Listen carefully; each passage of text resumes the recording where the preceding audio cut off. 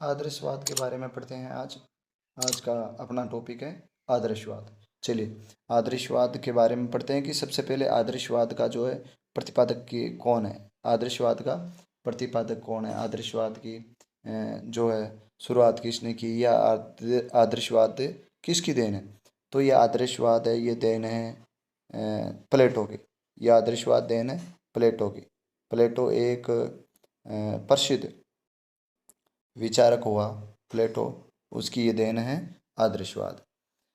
प्लेटो का जो जीवन का समय था वो 428 ईस्वी से 428 ईस्वी से 300 348 ईस्वी के बीच में उन्होंने आदर्शवाद ही नहीं, बहुत सारी ऐसी चीज़ों का प्रतिपादक है प्लेटो। बहुत महान विद्वान था प्लेटो, जिसने आदर्शवाद। अब आदर्शवाद चीज़ क्या है, हम अपन पढ़ेंगे कि आदर्शवाद आदर्शवाद फिर चीज़ क्या है, क्या आदर्शवाद है। तो हम देखते हैं कि आदर्शवाद है मनुष्य का जो जीवन होता है, मनुष्य का जीवन का स्तर होता है, उसको उठाने के लिए आदर्शवाद बहुत जरूरी होता है। आदर्शवाद के माध्यम से ही मनुष्य का जीवन उच्च स्तर का होता है। इसी में हम देखते हैं कि आदर्शवाद अभी नहीं, आदर्शवाद प्राचीन काल में भी था, और ये प्राचीन समय में इसका आदर्शवाद का मुख्य उद्देश्य था स्वस्थ शरीर, शक्तिशाली शरीर और आकर्षक शरीर और प्रभावशाली बनाने में योगदान होता था किसका, आदर्शवाद का योगदान होता था। और ये यूनानी जो लोग थे, यूनानी जो लोग थे उनका तो ध्येय मुख्य रूप से ही यही उद्देश्य था, शरीर कैसा हो, सुंदर शरीर हो, शरीर सुंदर हो। और बाद में इसमें कुछ सुधार हुआ, जिसमें कि इनके बाद प्लेटो के बाद अरस्तु आए, और अरस्तु ने आदर्शवाद में सुधार किया। उन्होंने क्या सुधार किया, उन्होंने इसमें जो चीज़ें जोड़ी है आदर्शवाद में, जैसे कि पहले थी स्वस्थ शरीर, शक्तिशाली, आकर्षक और प्रभावशाली, उसमें क्या जोड़ी, बौद्धिक शक्ति, बौद्धिक, मानसिक और आध्यात्मिकता इसमें जोड़ी थी इसने। मनुष्य को उन्होंने जोड़ा, और उन्होंने क्या बताया कि मनुष्य को अनुशासित होने के लिए जीवन में ये बहुत जरूरी चीज़ है। क्या जरूरी है, आदर्शवाद जरूरी है। तो अपन ने आदर्शवाद का जो मुख्य ध्येय है वो हमने समझ लिया है।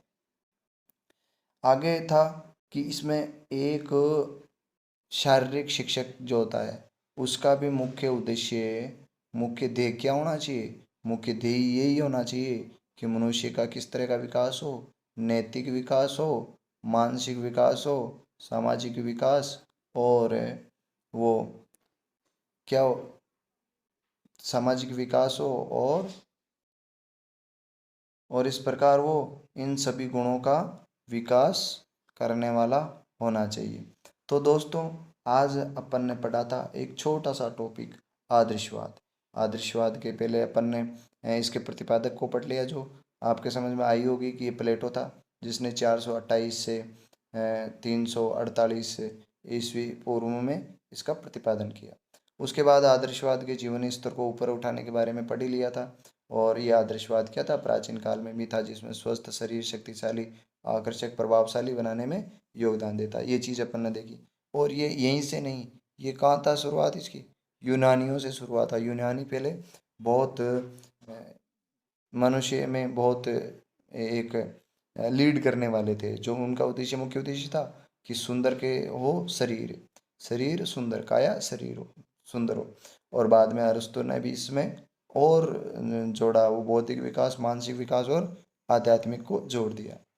तो मनुष्य को अनुशासित होने के लिए जीवन में क्या जरूरी बताया, उन्होंने बताया कि मनुष्य को अनुशासित होने के लिए जीवन में क्या जरूरी है, जिस अनुशासित होने के लिए खेल बहुत जरूरी होता है। अपन देखते हैं कि अनुशासन में शारीरिक शिक्षा में मार्च पास्ट होती है, ड्रिल पीटी होती है, डंबल्स, लेजियम्स, ये हम एक ले में, एक अनुशासन में करते हैं, और इस प्रकार हमें नेतृत्व की क्षमता विकसित होती है। तो ये चीज़ हमने देखी। और इस प्रकार एक शारीरिक शिक्षक के बारे में भी बताइए कि शारीरिक शिक्षक का भी मुख्य उद्देश्य क्या होना चाहिए, शारीरिक, मानसिक और नैतिक विकास, इन गुणों का विकास करने वाला होना चाहिए। तो दोस्तों आज अपन ने पढ़ा एक छोटा सा टॉपिक आदर्शवाद है, जिसको हमने भी विस्तार से जाना है।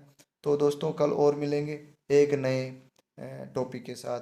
तब तक के लिए जय हिंद।